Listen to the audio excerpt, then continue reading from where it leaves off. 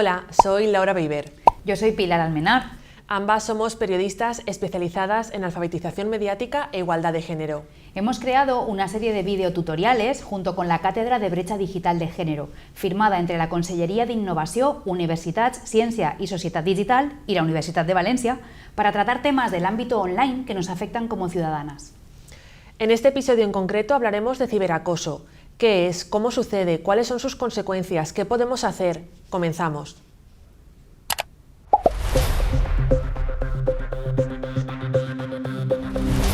¿Has recibido alguna vez mensajes agresivos en redes sociales por tus opiniones, tu apariencia o tu identidad? ¿Has recibido mensajes o fotos de contenido sexual de personas que incluso ni conoces? ¿Conoces algún caso de personas que son perseguidas o amenazadas constantemente en redes sociales por usuarios con discursos de odio? Esto tiene un nombre, se llama ciberacoso, y en este episodio vamos a identificar todas sus formas, denunciarlas y mitigarlas. Hablamos de violencia, también sexual, de coacción, de insultos, de difusión no consentida de imágenes sexualmente explícitas.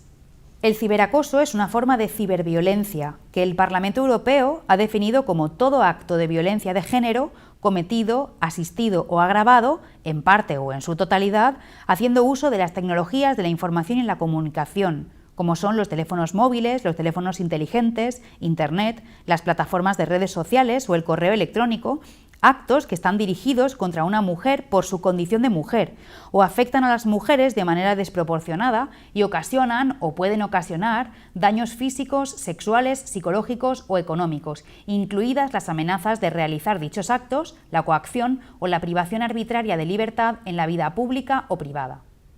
Dejad que os aportemos unas cifras para que os hagáis idea del alcance de este problema. Por ejemplo, según información facilitada por ONU Mujeres, 1 de cada 10 mujeres de la Unión Europea afirma haber experimentado ciberacoso desde los 15 años. En nuestro país, de acuerdo con el Observatorio Nacional de Tecnología y Sociedad, ONSI, en 2022, más de un 25% de las mujeres entre 16 y 25 años han recibido insinuaciones inapropiadas a través de redes. Y en menos de una década se han multiplicado por 5 los delitos de contacto mediante tecnología con menores de 16 años con fines sexuales. Os proponemos ahora profundizar en este tema, así que vamos con todo. Más allá de las cifras, a nosotras nos gustaría hablar de casos reales. Seguramente, si preguntas a mujeres de tu entorno, muchas de ellas puedan contarte que han vivido casos similares. De hecho, dando un breve paseo por redes sociales, es muy fácil encontrar mensajes amenazantes hacia mujeres o incluso denuncias de mujeres que han decidido contarlo para que no nos ocurra ninguna más. Vale, ya sabemos qué sucede. Ahora nos parece importante analizar los efectos para entender la gravedad del problema. Dejad que aquí de nuevo nos apoyemos en estadísticas. Siguiendo con los datos de la ONSI, el 54% de las mujeres que ha sufrido acoso a través de redes sociales ha experimentado ataques de pánico, ansiedad o estrés. El 42% de las niñas y jóvenes que ha sufrido acoso online mostraron estrés emocional, baja autoestima y pérdida de confianza. Asimismo, según una encuesta llevada a cabo por Amnistía Internacional realizada en 8 países de nuestro entorno, el 55% de las mujeres que sufrieron acoso en redes sociales declararon que eran menos capaces de centrarse en su actividad diaria. Otro 57% tuvo una sensación de aprensión al pensar en utilizar Internet o las redes sociales. El 54% experimentó dicha sensación al recibir correos electrónicos o notificaciones de redes sociales. Y el 41% de las mujeres acosadas online sintieron que su seguridad física estaba amenazada. En este punto nos parece importante remarcar que la ciudadanía española tenemos unos derechos digitales reconocidos por la ley, que es algo que mucha gente desconoce. En 2021, España firmó la Carta de Derechos Digitales, donde la seguridad, por supuesto, es uno de los derechos fundamentales. Por otro lado, la conocida ley como la Ley del Sí es Sí contempla también protección frente al ciberacoso. Por último, el Código Penal se actualizó también hace unos años para intentar dar respuesta a estas situaciones. Pasemos del marco jurídico a la vida cotidiana. ¿Qué podemos hacer nosotras y nosotros? Os estaréis preguntando. Tenemos una serie de recomendaciones sobre cómo actuar a nivel individual y colectivo. Es verdad que las redes sociales son herramientas comunicativas muy potentes y con muchísimas ventajas, pero también es verdad que cada vez es más habitual que veamos usuarios que se amparan en el anonimato para volcar su odio. Empecemos, por tanto, por la prevención. ¿Qué podemos hacer si vemos este tipo de comportamientos sin ser víctima de ellos? La primera herramienta sería la educación. Lo ideal sería que los casos de acoso no tuvieran lugar porque los acosadores no lo hicieran. Pero claro, entendemos que la educación es una herramienta a medio plazo y que no tiene un impacto inmediato. Por eso nos parece importante trabajar con menores y adolescentes para que aprendan a identificar estas conductas y sobre todo no las banalicen, ni las toleren, ni las reproduzcan. Es importante que hablemos del concepto de ciudadanía digital responsable. Ser una ciudadana digital responsable implica que denuncias cuando ves un tuit o un mensaje que es violento, que incluye una amenaza o un insulto. Esto significa que las plataformas reciben notificaciones y pueden llegar a cerrar cuentas de trolls o de usuarios amenazantes. Cuantas más notificaciones, más probabilidades de que puedan identificar a ese tipo de usuarios. El proceso es muy sencillo, habitualmente es una opción que aparece en cada uno de los mensajes o de las publicaciones en redes sociales y siempre es totalmente anónimo.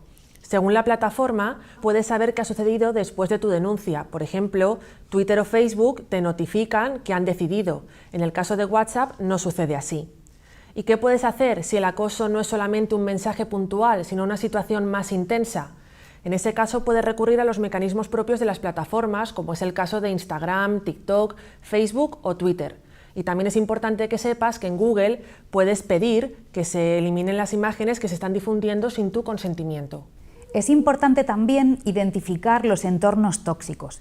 La mayoría de veces las personas agresoras se esconden bajo perfiles falsos con nombres ficticios y se suelen mover en torno a los mismos temas. Esto es importante identificarlo y sobre todo evitar participar. Atacarse no es dialogar, de manera que si existe violencia verbal, no participo. No alimentes a los agresores. Esta es una máxima en Internet, no alimentar al troll. Las personas agresoras se alimentan de tus respuestas, así que el diálogo no te va a llevar a un consenso, sino que alimentará sencillamente su odio. Por último, es importante también analizar mi propia conducta. ¿Hago yo eso a alguien? La primera respuesta quizá es un no, pero reflexionar nunca está de más. ¿Y qué pasa cuando soy yo la víctima de uno de esos ataques? En ese caso, lo más importante es no borrar el mensaje, sino informarse bien para poder denunciarlo. ¿Cómo? Vamos a ello. Lo primero que te recomendamos es mantener la calma para poder pensar. Si necesitas tener apoyo de alguien de tu entorno, habla con una persona en la que confíes para que te eche una mano a pensar. Si la persona agredida es una persona menor, es importante que habléis con la dirección de su escuela o de su centro escolar para que puedan poner en marcha el protocolo antiacoso.